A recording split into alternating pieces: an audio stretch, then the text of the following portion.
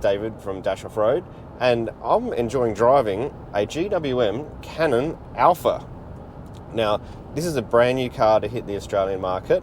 You're watching this today. It was actually filmed a few months ago in Melbourne. Great Wall Motors were nice enough to fly me over to test this car out. But this car is going to be the first to hit Australian markets in many segments. It's the first ute that I know of that's twin-locked. It's the first ute that's hybrid. And it's the first ute that I've seen that is built to a luxury level like this. If I was Ford Ranger right now, I'd be very concerned about what this is going to do as it hits the Australian market.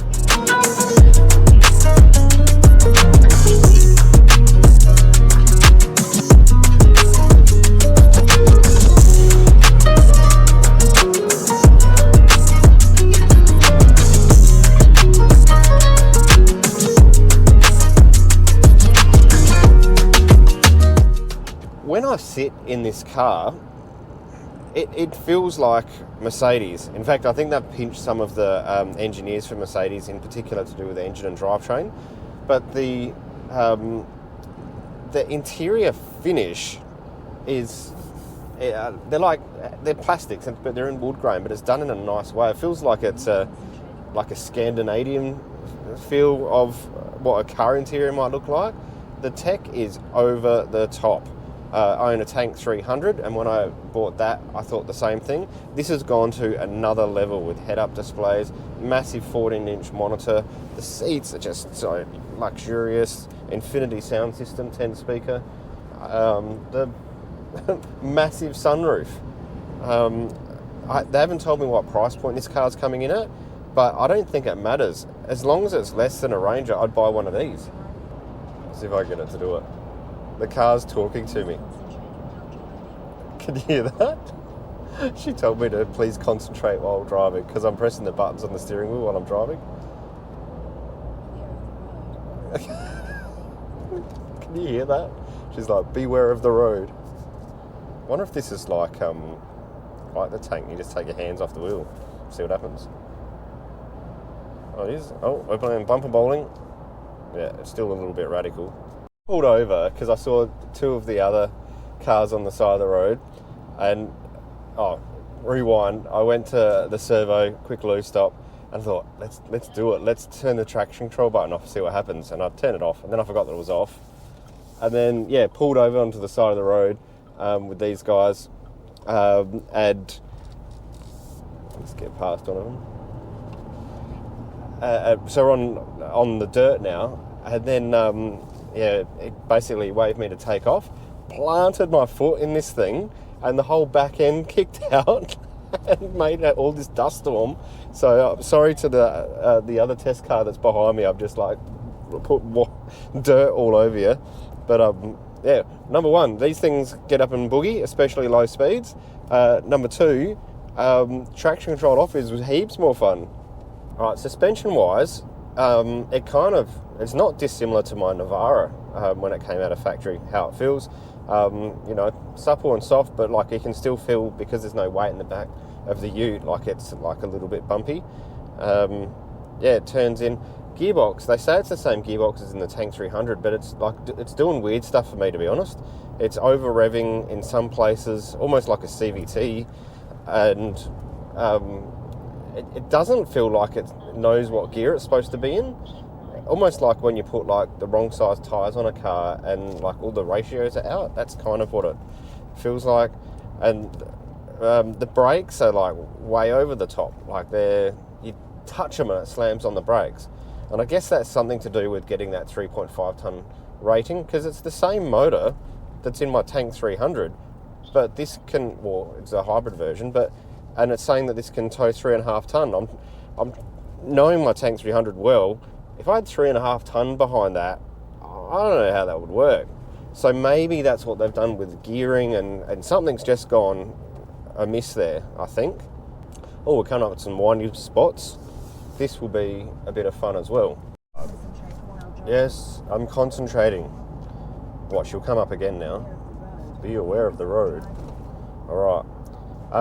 Not that I really get into the whole fuel economy thing. but I reset it just as I was leaving the city. I've done probably about, I don't know, 70 Ks it says I've done, and it's sitting on 12.3, which for a hybrid I think is actually on the high side, but for even, well, I think the Navara that I got straight out of the box is 10.9, so it is high-ish, but it's got 255 kilowatts on tap, so maybe that's why. Oh, and it's petrol. Petrol always uses more fuel. That's because the petrol's more fun. You will never see me drive a diesel ever. Well, I gave that a decent test. It's everything smells. I think it's the brakes or the exhaust or the trans or everything. So I've got a good test on dirt road, but I'm not going to say I've got an opinion, but I'm just going to drive it a bit more before I say it, because I want conviction when I say this. And it's going to be keen to see what everyone else thinks of these cars too. So I've opened the sunroof up in here. Like when you're going on flat or downhills, like you just run on battery and hybrid or electric, and then when you're going up hills, the motor kicks in. But the whole full driving experience is very different. Like you feel more connected to what you're trying to do. Like this is just, it's so. I love a V8 rumble in the forest, but this is something else. It's like being on my electric scooter. I like it. I've just realised this is there's three big things that are a first for Australia really on this one. So the first ute that's twin locked, first hybrid ute, but not first, but only petrol ute that's on the market at the moment. So if you don't like diesel like me, this is the only thing to buy. And you'll be happy to know that I've worked out how to turn the car off from talking to me all the time. Every time I yawned, it would say, take a rest. So I was doing like pretend yawn. So there must be a camera in here somewhere looking at me, yawning. But anyway, I turned her off and I'm happy about it. So how nice is this? They've brought us into this winery for lunch today. And I guess we're all going to sit around and talk about the cars and swap over. So I've been driving mystery car that I can't announce, and now I'm about to jump into the Tank 500. Yes, I'm getting confused. Tank 300, 500. Look at the 700 online at the moment. I wonder if the 700 is ever going to make it to Australia. I'm talking to these marketing guys and they're not saying yes or no or otherwise, but that's the one I'm really interested in. Like just that next level up and a bit more power, and this I think everything you're going to get in the Tank range is going to be good, but there's just a couple of little things that do need refinement. There's still a little bit of buggy stuff with the steering, and she talks to me all the time, but you can turn a lot of that off.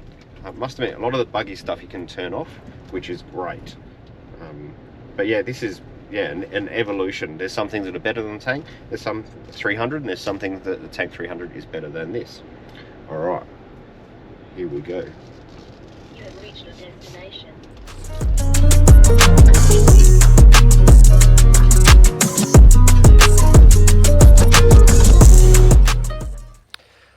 I feel like this is going to be a touring car. So it's going to need a front bar on it, and I'm looking at that front now and it's just asking for a bar. I don't think that's going to be hard at all, and I think it will actually do a massive improvement to the toughness look of this car as well. How big is the sunroof? I swear that's the biggest sunroof on any ute. I keep saying it. This ute has got so many sort of firsts and class leading. They haven't told me the price yet, but if it's in line in the same theme as all the other Great Wall offerings or GWM offerings, I think it's really going to shake the market up. Let's talk about what I like and don't like about this. It's a ute. It's always going to be a ute, and it drives like a ute, and I shouldn't really be surprised. You get such a luxury feel when you're in the cabin. You feel like the same refinement should be in the drivetrain, but it's not. The gearbox gets lost. The suspension is a bit rough. I got the ABS to come on a number of times as I was braking through the little hilly parts, and I think you could get over that. So I was pushing the limits of it, If I was just driving it like a normal person, I think that'd be fine.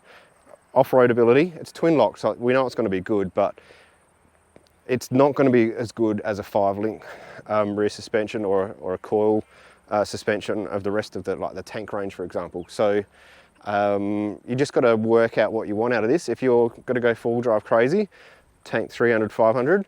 If you're going to be towing 3.5 ton, that's pretty much the only GWM choice you've got. So that's the review. I'm thrilled that GWM brought me over to Melbourne to do this and really looked after me, to be honest, with beautiful lunch and chauffeured around, hotel rooms, the whole bit. I could get used to this. I hope, Nissan, are you watching? I'm saying Y63, get me over. All right, this one's out and I'll see you next time on YouTube. Yeah.